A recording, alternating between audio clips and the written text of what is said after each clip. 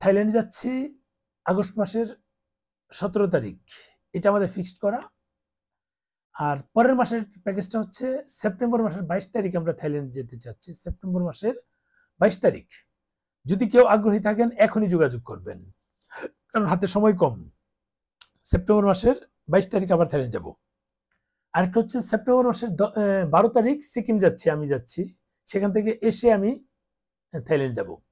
আর September মাসের 30 তারিখ আমাদের আরো একটা প্যাকেজ আছে, যারা যেতে চান সেপ্টেম্বর মাসে যেতে পারেন। এরপর অক্টোবর মাসের 21 তারিখ আমাদের আরেকটা প্যাকেজ আছে সিকিম।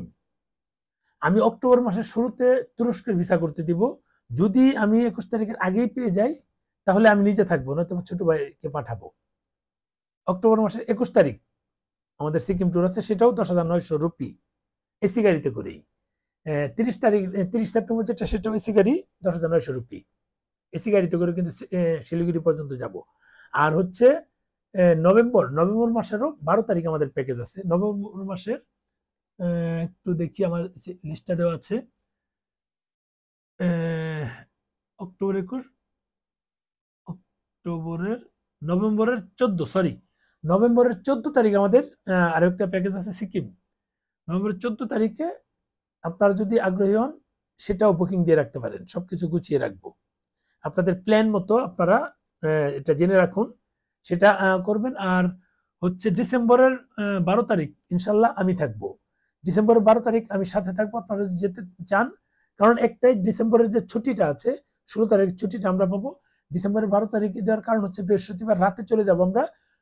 13 তারিখ শুক্রবার, 14 তারিখ শনিবার, 2 দিন ছুটি পাচ্ছে। 15 তারিখ যদি একদিনের জন্য কেউ ছুটি নেন, 16 তারিখ তো আপনারা অটো ছুটি পাচ্ছেন আমাদের বিজয় দিবসের, এই 16 ডিসেম্বর। আর 17 তারিখে আমরা চলে আসব। 18 তারিখ ভোরবেলা ইনশাল্লাহ ঢাকায় থাকবো। এটা হচ্ছে আমাদের প্ল্যান। মানে বৃহস্পতিবার রওনা দিব 12 তারিখ, শুক্রবার 13 তারিখ পৌঁছাবো, শনিবার 14 তারিখ আমরা নর্থ সিকিম যাব, রবিবার 15 তারিখ নর্থ সিকিমতে ব্যাক করব, সোমবার 16 তারিখ আমরা সাঙ্গুলেক যাব, মঙ্গলবার 17 তারিখ সকালে আমরা রওনা দিব নাস্তা করে।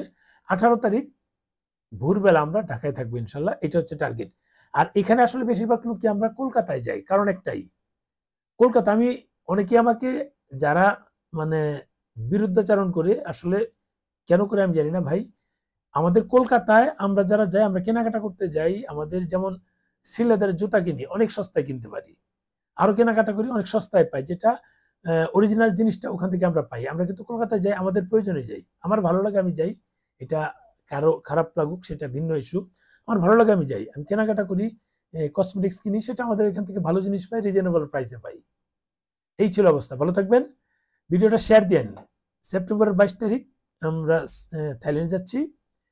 22 তারিখে আসলে ফুকেট যাওয়ার প্ল্যান নাই, এই যদি সুযোগ পাই যাব, যদি বেশি লোক যেখানে হবে সেটাই করব, সেটা হচ্ছে বিষয়। ভালো থাকবেন, ভিডিওটা শেয়ার দেন।